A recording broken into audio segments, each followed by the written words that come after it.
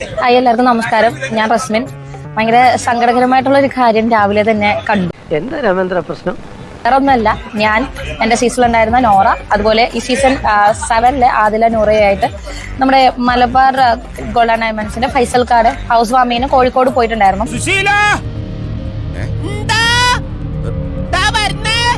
എല്ലാരും വിളിച്ചു.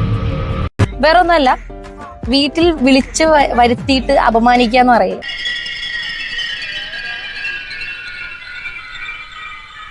ഇന്ന് രാവിലെ കണ്ടൊരു പോസ്റ്റും ഒരു FB പോസ്റ്റ് കണ്ടിരുന്നു. അതും ഇന്ന് ഞങ്ങൾ പോയ അവിടുത്തെ ഫൈസൽ കാർഡ് FB പോസ്റ്റ് ആയിരുന്നു.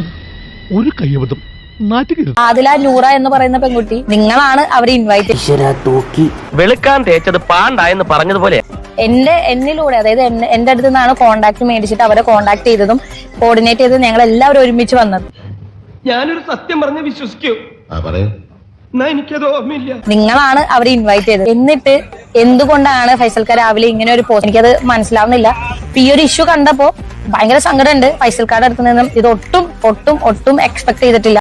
നമുക്കറിയാം അവന്റെയൊക്കെ കഥ. വലിയ ഗോത്താഴത്തെ ഡിസൈനർമാര്. ഫൈസൽക്കാരുടെ ഭാഗത്ത് നിന്ന് ഇങ്ങനൊരു കാര്യം വന്നതിൽ ഒരുപാട് സങ്കടമുണ്ട്.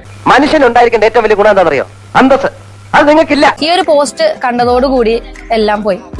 ഏത് നേരത്താണോ ഇങ്ങോട്ട് വലിഞ്ഞു കയറി വരാൻ തോന്നിയത്?